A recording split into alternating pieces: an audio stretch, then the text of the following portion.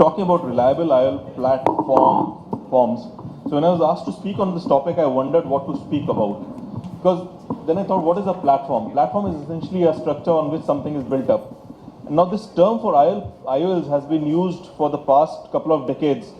And this term has also evolved. It has meant different things at different points of time. So I started thinking, what was it when it began with?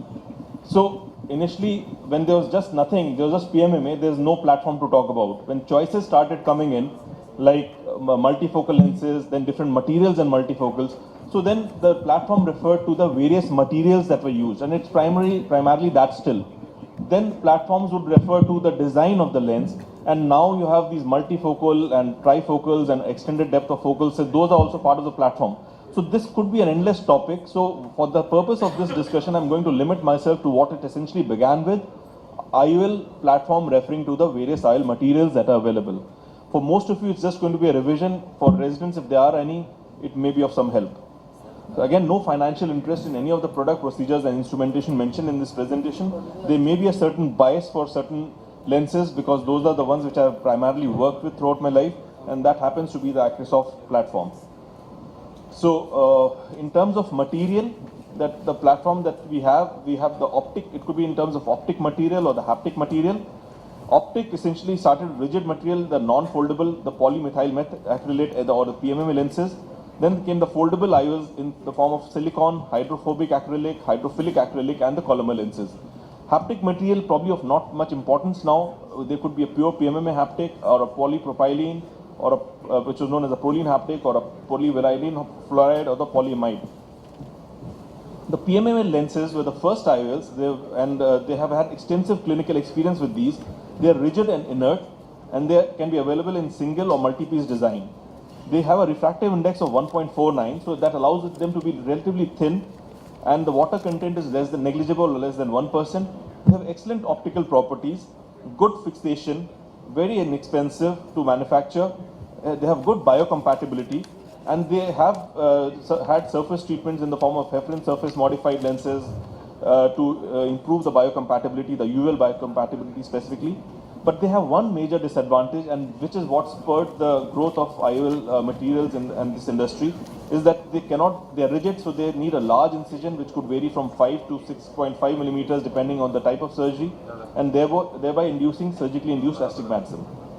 Then came the silicon IOLs. These are polymers of silicon and oxygen. They were the first foldable material IOLs, and they are essentially hydrophobic. They could be 3-piece or a single-piece plate haptic. They have excellent tensile and tear strength. They are extremely flexible with low PCO rates, but they have certain disadvantages, and those are that they have a refractive index, a low refractive index of 1.41 to 1.46, which implies a lower refractive index means thicker optic and thereby a larger incision. And then they tend to be slippery, especially if wet, and handling can be difficult, especially loading into an injector. And so later on, towards the end of because they're probably not the favored lenses now, we had these pre-loaded ones. They have a propensity for bacterial adhesions and the microfilms that could be formed, and they have a lower threshold for YAG laser damage. Some of us may remember when you try to do a YAG laser for a PCO in a silicon lens, there are these large long pits that are formed. And then of course they also had glistenings, and adherence of silicon to it is a major problem. Their use has decreased over the last decade. They should be avoided in patients likely to need VR surgery with silicone oil, that is diabetic retinopathy patients and high myopes, and because silicone oil droplets adhere to the optic and cause visual degradation. Then came the hydrophobic acrylic IOLs. These are co-polymers of different acrylics. ACReS per se is made of phenyl ethacrylate and phenyl ethyl methacrylate. There could be 3-piece or 1-piece designs. The refractive index ranges from 1.44 to 1.55. It is a tacky material. The advantages are that there are reduced rates of PCO. The higher refractive index that you see here allows them to be thinner lenses with a good resistance to YAG capsulotomy. And they have disadvantages like photopsias and glistenings, and they're susceptible to mechanical damage by forceps. You may remember when you used forceps to load the lenses, they would leave these marks on the lenses. Then came the hydrophilic acrylic IOLs. They're the most popular desirable IOLs today. Not desirable, I would say, but they're most popular. They're widely used. They have excellent results overall, like biocompatibility, optical properties, and lower PCO rates. But they are, these are hydrophobic. They are expensive. and their differences exist between different manufacturers.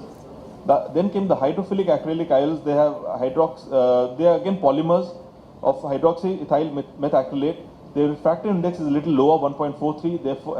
Therefore, they are thicker lenses requiring a higher incision size, larger incision size. The advantages are that they are easiest to handle with less mechanical and YAG laser damage, much less expensive than other lenses. They fold and unfold faster compared to hydrophobic acrylic. But the disadvantages are that the higher PCO rates are there. There's low resistance to capsular contraction and the capsular phimosis syndrome that you may have seen. And then some of them have a propensity for opacification with the passage of time.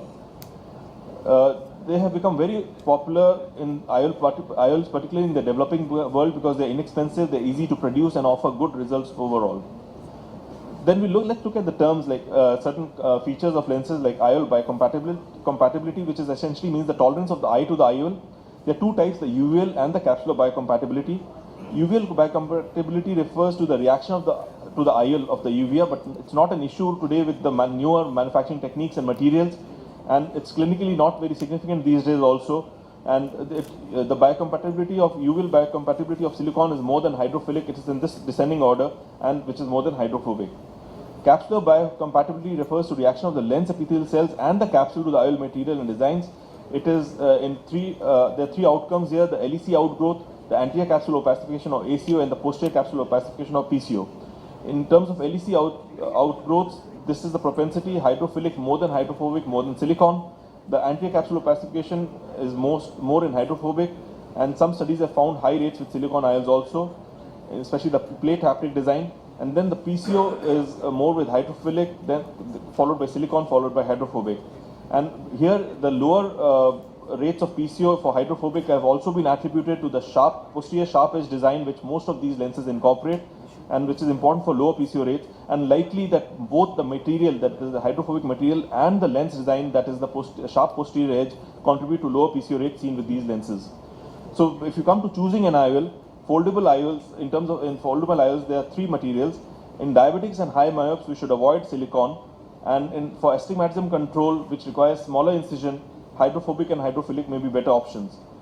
Optical properties of hydrophobic are good, followed by and lower PCO rates are seen with hydrophobic, but in terms of cost, hydrophilic is the winner.